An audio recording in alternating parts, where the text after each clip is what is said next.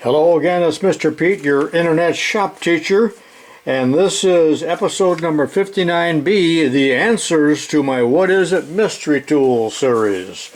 I hope you watched part 1 or part A of that, so let's disclose to the best of my ability what these items are. Quite a few people had the answer to item 1 correctly. It is, and because I gave them the patent number, so I think they looked it up, but according to the patent number and drawing, which I will put again at the end, a still, even though I'm going to show it to you now, it's called a bushing, extraction, and inserting tool. And there is the patent number from 1937.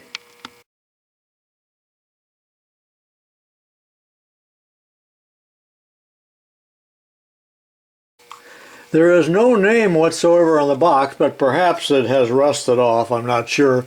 But it's a complete kit with various adapters, and you would install the necessary size, for instance, to remove a bushing. And here's a sample bushing. Someone also said that it could be used to remove valve guides. I don't really know. And in effect, I won't screw that all the way in. It's a slide hammer is what it is, which could be a finger pincher, but you could drive out or go this way and install the bushing. I've never actually used one, so I'm just experimenting around with this.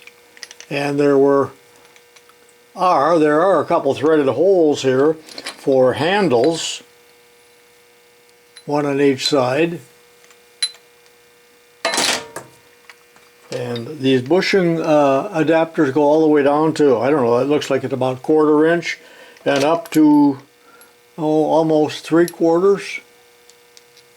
I sure could have used this a few months ago in another video. Let me go back to that.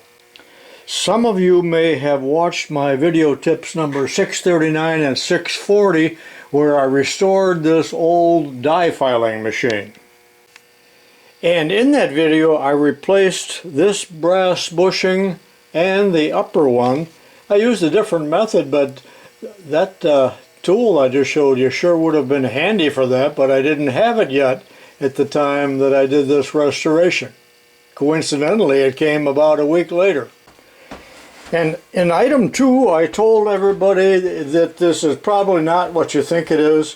And most people said it is a file card, a file brush, but it is not. It's a tool from the Bell system before they got broken up. And it sure looks like a file card, but notice that the teeth point in the opposite direction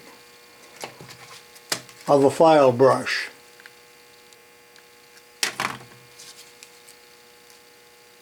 Of course, it could be used for that and just use it the opposite way, but it is not meant to clean files, as of course, I think you all know what a file brush is actually for.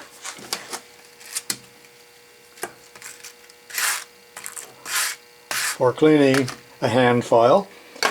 And if you were to use this, you'd have to do it just the opposite. Brush just the opposite direction. Well, what is this for then? And I didn't know myself. For years and years I just had this in the drawer with my other file cards. But several people had written in, and they had worked for the Bell system as a lineman, and they said this is used when they join cables, and they used to have a lead shield around them, and they would have to close that up after they did some splicing, and this was used in what they call wiping the joint, or wiping the lead, or wiping the solder to get that lead real clean and bright before you did the actual operation. The Bell system has a series of publications called Bell System Practices. This one from 1972 was for lashing aerial cable, but I found an index on the internet for these, and you had to download it, but there are evidently thousands and thousands of these on all the various subjects that Bell workers and linemen would have to know. And I did try to find the right publication on this. I spent a lot of time on it. I wasted a lot of time. I couldn't find it. If anyone does find it, put it in the comments and I'll add it to a later video to show how this actually was used in, in a publication like this. And they are very detailed.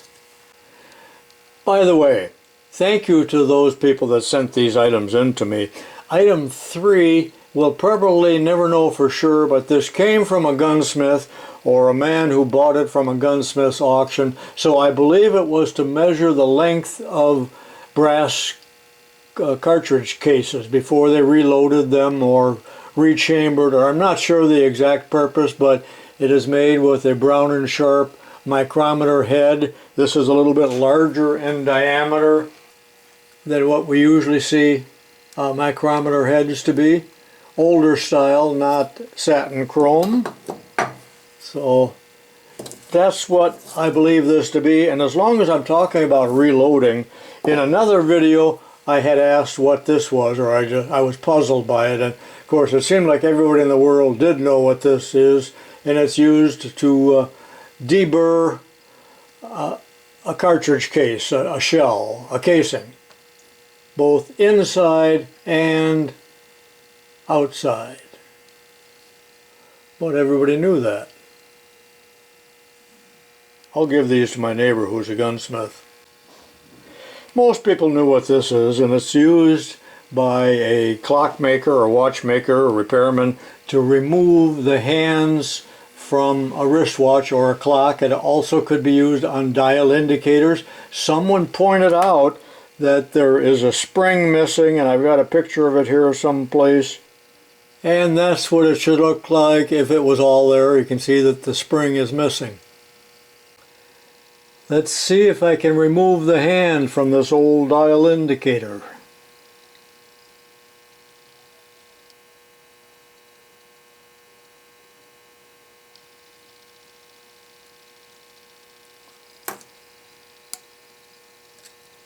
Sure enough, it worked. It was slicker than a whistle, wasn't it? Otherwise, you got to pry those off with the chance of damaging the hand or, I suppose, the movement.